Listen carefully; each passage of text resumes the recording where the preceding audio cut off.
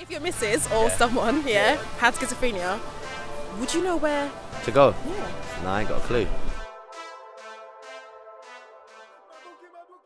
So let's say we've been able to spot the signs in our Yes. friends and family. Yes. What do we do next? What would you suggest that friend or family member does Yes. with that person Yeah. who now has Yeah. symptoms of Yeah. schizophrenia?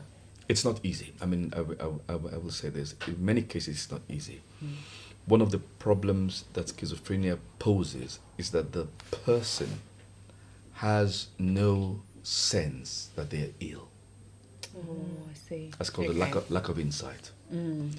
So how do you help somebody He doesn't know they're ill. when they're ill? Yeah. I think the first thing is to have a discussion with the person. Okay. I think that's the first thing, to get a sense of where they are. 'Cause it's a journey. Yeah. It's a journey that they're going to have to take for life, and as a family, you're going to share in that journey.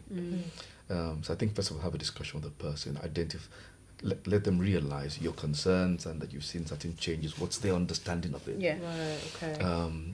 And if it's becoming clear that this is definitely severe mental illness, then you want the patient's GP Okay. to be informed Okay. as the first point of contact with health services. Then the GP will then refer to the local community mental health team.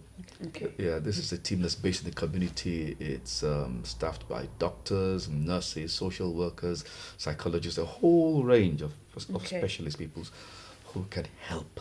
Okay. I mean, really, really help. Yeah. Really help.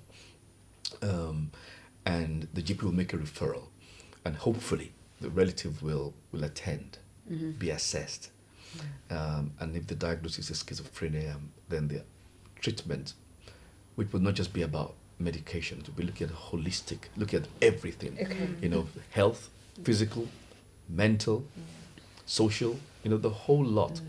And that's the way forward. It's a very specialized care for a very serious disorder. Sounds like the family are quite a key part from what you're in terms of early noticing signs, Yeah. getting the person support, but even in terms of their recovery journey, Yeah. they're Yeah. quite involved. Yeah. So it kind of seems from what you're saying that having the family on board, noticing the Yeah. signs Yeah. and helping their loved one is Yes. such an It's important. key. Because I can imagine if someone's getting more and more alienated, or they don't get support, they Yes. can't Yeah. talk about Yeah. it, or the family don't educate themselves, Yes. it can really have detrimental outcomes for that person. You're right. Yeah. In my experience, I find that where you have the family involved and caring, Yeah.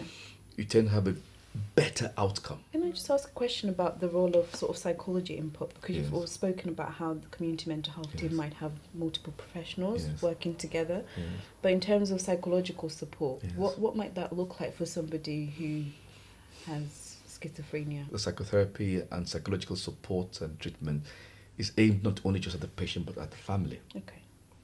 So the family gets psychological education, they get psychological support. Maybe just general, supportive psychotherapy, but it goes a long way Okay. because the family caring for a relative who's got schizophrenia is under tremendous burden. Right. It's not easy. Can they request that? Yeah. Can they actually Yeah. request that? Because sometimes it doesn't come Yeah, via. it Yeah, it doesn't doesn't- come voluntarily. So can they actually request? Can we have? Yes, some yes, support? because we do offer family therapy. Yeah.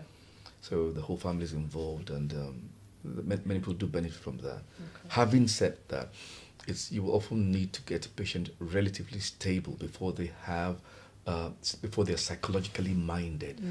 They have the sense of mind to be able to engage. I see. Because I remember once I had a patient I was in clinic, and she had not started treatment. She was very unwell. As I was talking to her, she was talking to the voices. She was talking to the voices. And I said, "So what are they telling you?" And they said, "Telling me not to believe you, not to trust you, not to take anything from you."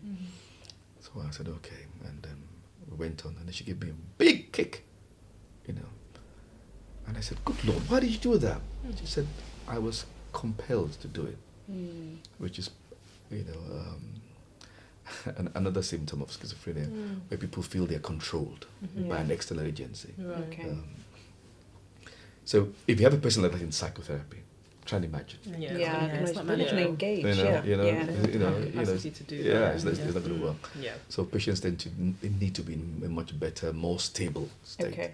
to be able to engage. But that's extremely valuable.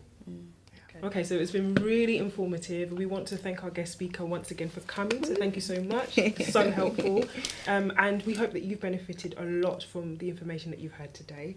Any more information that you require, check out the description box, and also go to the GP.